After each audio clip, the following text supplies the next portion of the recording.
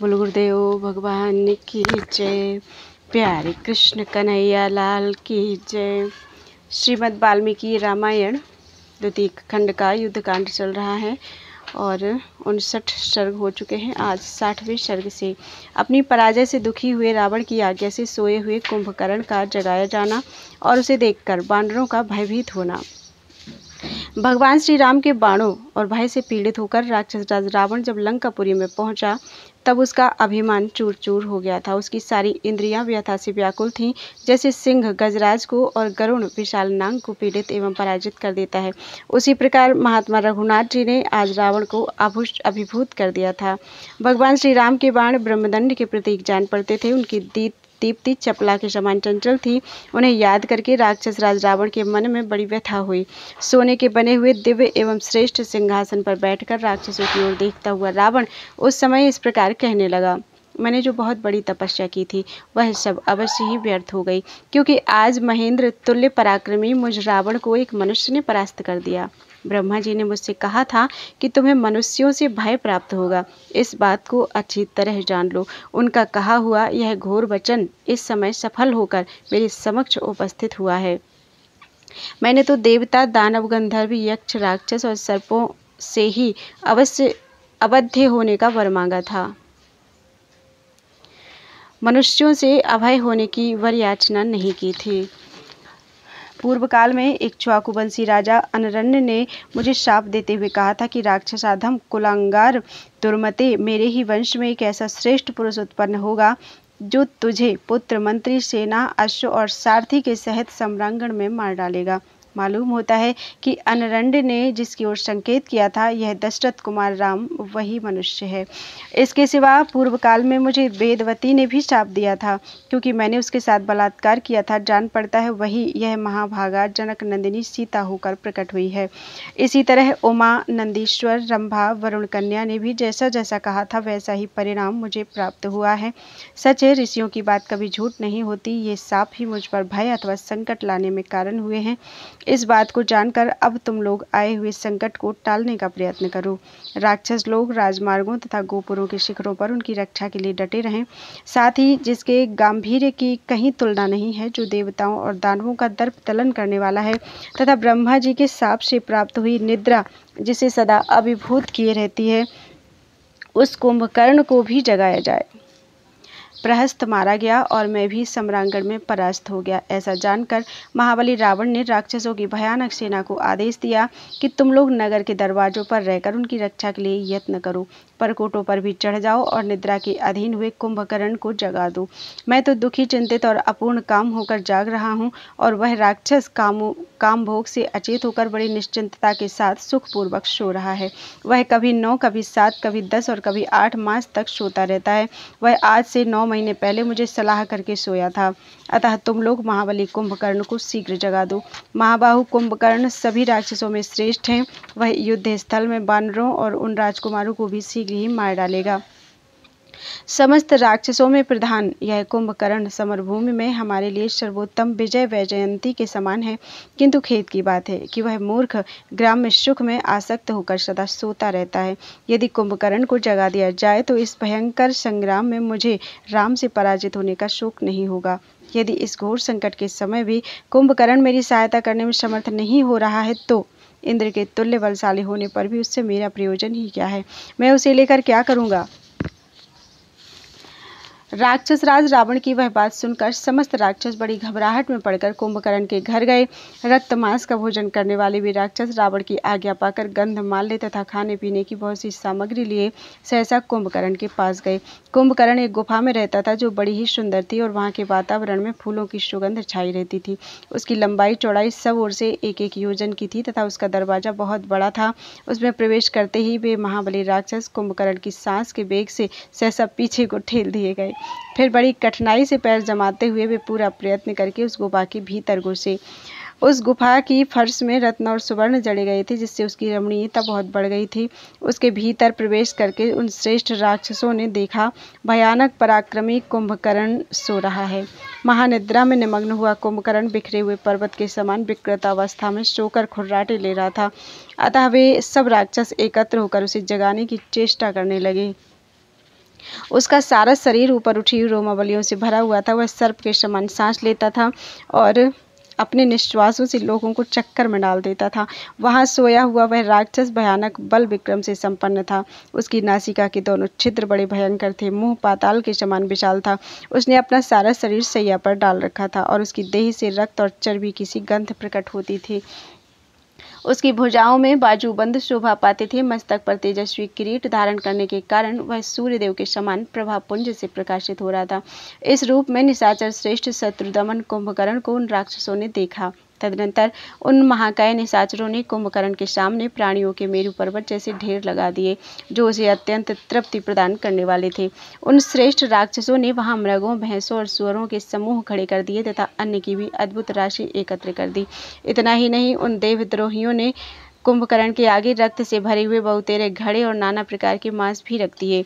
तत्पश्चात उन्होंने शत्रु संतापी कुंभकर्ण के शरीर में बहुमूल्य चंदन का लेप किया। दिव्य सुगंधित पुष्प और चंदन सुंघाए धूपों की सुगंध फैलाई। उस शत्रुदमन वीर की स्तुति की तथा जहां तहां खड़े हुए राक्षस मेघों के समान गंभीर ध्वनि से गर्जना करने लगे। इतने पर भी जब कुंभकर्ण नहीं उठा, तब अमरस से भरे हुए राक्षस चंद्रमा के समान श्वेत रंग के बहुत से शंख फूंकने तथा एक साथ तुमुल ध्वनि से गर्जना करने लगे। वे निशाचर सिंहनाद करने, ताल ठोंकने और कुंभकर्ण के विभिन्न अंगों को झकझोरने लगे। उन्होंने कुंभकर्ण को जगाने के लिए बड़े जोर जोर से गंभीर ध्वनि की। शंख, भेरी और पणव बजने लगे। ताल ठोकने, गरजने और सिंहनाद का शब्द सब ओर से गूंज उठा। वह तुमुल नाद सुनकर पक्षी समस्त दिशाओं की ओर भागने लगे और आकाश में उड़ने लगे। उड़ते उड़ते वे सहसा पृथ्वी पर गिर पड़ते थे। जब उस महान कोलाहल से भी सोया हुआ विशालकाय कुंभकर्ण नहीं जगा, तब उन समस्त राक्षसों ने अपने हाथों में भुसुंडी, मुशल और गदाएं ले ली। कुंभकर्ण भूतल पर ही सुख से सो रहा था। उसी अवस्था में उन प्रचंड राक्षसों ने उस समय उसकी छाती पर पर्वत शिखरों, मूसलों, गदाओं, मुदगरों और मुक्कों से मारना आरंभ किया। किंतु राक्षस कुंभकर्ण के निश्वास वायु से प्रेरित होकर वे सब निशाचर उसके आगे ठहर नहीं पाते थे। तदनंतर अपने वस्त्रों को खूब कसकर बांध लेने के पश्चात वे भयानक पराक्रमी राक्षस, जिनकी संख्या लगभग 10,000 थी, एक ही समय कुंभकर्ण को घेरकर खड़े हो गए और काले कोयले के ढेर के समान पड़े हुए उस निशाचर को जगाने का प्रयत्न करने लगे। उन सब ने एक साथ मृदंग, पणव, भेरी, शंख और कुंभ धौंसे बजाने आरंभ किए। इस तरह वे राक्षस बाजी बजाते और गरजते रहे, तो भी कुंभकर्ण की निद्रा नहीं टूटी। जब वे उसे किसी तरह जगा नहीं सके, तब उन्होंने पहले से भी भारी प्रयत्न आरंभ किया। वे घोड़ों, ऊंटों, गधों और हाथियों को डंडों, कोड़ों तथा अंकुशों से मार मार कर उसके ऊपर ठेलने लगे। सारी शक्ति लगाकर भेरी, मृदंग और शंख बजाने लगे तथा पूरा बल लगाकर उठाए गए बड़े बड़े काष्ठों के समूहों, मुक्तरों और मुशलों से भी उसके अंगों पर प्रहार करने लगे। उस महान कोलाहल से पर्वतों और वनों सहित सारी लंका गूंज उठी, परंतु कुंभकर्ण नहीं जागा। तदनंतर सब ओर सहस्रों धौंसे एक साथ बजाए जाने लगे। वे सब के सब लगातार बजते रहे। उन्हें बजाने के लिए जो डंडे थे, वे सुंदर सुवर्ण के बने हुए थे। इतने पर भी शाप के अधीन हुआ वह अतिशय निद्रालु निशाचर नहीं जागा। इससे वहां आए हुए सब राक्षसों को बड़ा क्रोध हुआ। फिर वे रोष से भरे हुए सभी भयानक पराक्रमी निशाचर उस राक्षस को जगाने के लिए पराक्रम करने लगे। कोई धौंसे बजाने लगे, कोई महान कोलाहल करने लगे, कोई कुंभकर्ण के सिर के बाल नोचने लगे और कोई दांतों से उसके कान काटने लगे। दूसरे राक्षसों ने उसके दोनों कानों में 100 घड़े पानी डाल दिए, तो भी महानिद्रा के बस में हुआ कुंभकर्ण टस से मस नहीं हुआ। दूसरे बलवान राक्षस कांटेदार मुक्दर हाथ में लेकर उन्हें उसके मस्तक, छाती तथा अन्य अंगों पर गिराने लगे। तत्पश्चात रस्सियों से बंधी हुई शतघ्नियों द्वारा उस पर आरे से चोटें पड़ने लगीं। फिर भी उस पर सब ओर से चोटें पड़ने लगी, फिर भी उस महाकाय राक्षस की नींद नहीं टूटी। इसके बाद उसके शरीर पर हजारों हाथी दौड़ाए गए। तब उसे कुछ स्पर्श मालूम हुआ और वह जाग उठा। यद्यपि उसके ऊपर पर्वत शिखर और वृक्ष गिराए जाते थे, तथापि उसने उन भारी प्रहारों को कुछ भी नहीं गिना। हाथियों के स्पर्श से जब उसकी नींद टूटी, तब वह भूख के भय से पीड़ित होकर अंगड़ाई लेता हुआ सहसा उछलकर खड़ा हो गया। उसकी दोनों भुजाएं नागों के शरीर और पर्वत शिखरों के समान जान पड़ती थीं। उन्होंने वज्र की शक्ति को पराजित कर दिया था। उन दोनों बाहों और मुंह को फैलाकर जब वह निशाचर जम्हाई लेने लगा, उस समय उसका मुख बड़वानल के समान विकराल जान पड़ता था। जमाई लेते समय कुंभकर्ण का पाताल जैसा मुख मेरु पर्वत के शिखर पर उगे हुए सूर्य के समान दिखाई देता था। इस तरह जमाई लेता हुआ वह अत्यंत बलशाली निशाचर जब जागा तब उसके मुख से जो सांस निकलती थी वह पर्वत से चली हुई वायु के समान प्रतीत होती थी। नींद से उठे हुए कुंभकर्ण का वह रूप प्रलय काल में समस्त प्राणियों के संहार की इच्छा रखने वाले काल के समान जान पड़ता था। उसकी दोनों बड़ी बड़ी आंखें प्रज्वलित अग्नि और विद्युत के समान दीप्तिमती दिखाई देती थीं। वे ऐसी लगती थी मानो दो महान ग्रह प्रकाशित हो रहे हों। तदनंतर राक्षसों ने वहां जो अनेक प्रकार की खाने पीने की वस्तुएं प्रचुर मात्रा में रखी गई थीं वे सब की सब कुंभकर्ण को दिखाईं। वह महाबली राक्षस बात की बात में बहुतेरे भैंसों और सुअरों को चट कर गया। उसे बड़ी भूख लगी थी अतः उसने भरपेट मांस खाया और प्यास बुझाने के लिए रक्तपान किया। तदनंतर उस इंद्रद्रोही निशाचर ने चर्बी से भरे हुए कितने ही घड़े साफ कर दिए और वह कई घड़े मदिरा भी पी गया। तब उसे तृप्त जानकर राक्षस उछल उछल कर उसके सामने आए और उसे सिर झुकाकर प्रणाम करके उसके चारों ओर खड़े हो गए। उस समय उसके नेत्र निद्रा के कारण अप्रसन्न कुछ खिले हुए और कुछ मलिन जान पड़ते थे। उसने सब ओर दृष्टि डालकर वहां खड़े हुए निशाचरों को देखा। निशाचरों में श्रेष्ठ कुंभकर्ण ने उन सब राक्षसों को सांत्वना दी और अपने जगाए जाने के कारण विस्मित होकर उनसे इस प्रकार पूछा, तुम लोगों ने इस प्रकार आदर करके मुझे किस लिए जगाया है? राक्षस राज रावण कुशल से है ना? यहाँ कोई भय तो नहीं उपस्थित हुआ है, अथवा निश्चय ही यहाँ दूसरों से कोई महान भय उपस्थित हुआ है जिसके निवारण के लिए तुम लोगों ने इतनी उतावली के साथ मुझे जगाया है। अच्छा, तो आज मैं राक्षस राज के भय को उखाड़ फेंकूंगा, महेंद्र अर्थात पर्वत या इंद्र को भी चीर डालूंगा और अग्नि को भी ठंडा कर दूंगा। मुझ जैसे पुरुष को किसी छोटे मोटे कारणवश नींद से नहीं जगाया जाएगा। अतः तुम लोग ठीक ठीक बताओ, मेरे जगाए जाने का क्या कारण है? शत्रुसूदन कुंभकर्ण जब रोष में भरकर इस प्रकार पूछने लगा तब राजा रावण के सचिव यूपाक्ष ने हाथ जोड़कर कहा, महाराज, हमें देवताओं की ओर से तो कोई भय नहीं हो सकता। इस समय केवल एक मनुष्य से तुमुल भय प्राप्त हुआ है जो हमें सता रहा है। राजन, इस समय एक मनुष्य से हमारे लिए जैसा भय उपस्थित हो गया है वैसा तो कभी दैत्यों और दानवों से भी नहीं हुआ था। पर्वताकार बानरों ने आकर इस लंकापुरी को चारों ओर से घेर लिया है। सीताहरण से संतप्त हुए श्री राम की ओर से हमें तुमुल भय की प्राप्ति हुई है। पहले एक ही बानर ने यहाँ आकर इस महापुरी को जला दिया था और हाथियों तथा साथियों सहित राजकुमार अक्ष को भी मार डाला था। श्री राम सूर्य के समान तेजस्वी हैं। उन्होंने देवशत्रु पुलस्त्य कुलनंदन साक्षात राक्षस राज रावण को भी युद्ध में हराकर जीवित छोड़ दिया और कहा, लंका को लौट जाओ। महाराज की जो दशा देवता, दैत्य और दानव भी नहीं कर सके थे वह राम ने कर दी। उनके प्राण बड़े संकट से बचे हैं। युद्ध में भाई की पराजय से संबंध रखने वाली यूपाक्ष की यह बात सुनकर कुंभकर्ण आंखें फाड़ फाड़ कर देखने लगा और यूपाक्ष से इस प्रकार बोला, यूपाक्ष, मैं अभी अभी सारी वानर सेना को तथा लक्ष्मण सहित राम को भी रणभूमि से परास्त करके रावण का दर्शन करूंगा। आज वानरों के मांस और रक्त से राक्षसों को तृप्त करूंगा और स्वयं भी राम और लक्ष्मण का खून पी जाऊंगा। कुंभकर्ण के बढ़े हुए रोष दोष से युक्त अहंकारपूर्ण वचन सुनकर राक्षस योद्धाओं में प्रधान महोदय ने हाथ जोड़कर यह बात कही, महाबाहो, पहले चलकर महाराज रावण की बात सुन लीजिए, फिर गुणदोष का विचार करने के पश्चात युद्ध में शत्रुओं को परास्त कीजिएगा। महोदय की यह बात सुनकर राक्षसों से घिरा हुआ महातेजस्वी महाबली कुंभकर्ण वहां से चलने को तैयार हुआ। इस तरह सोए हुए भयानक नेत्र, रूप और पराक्रम वाले कुंभकर्ण को उठाकर वे राक्षस शीघ्र ही दशमुख रावण के महल में गए।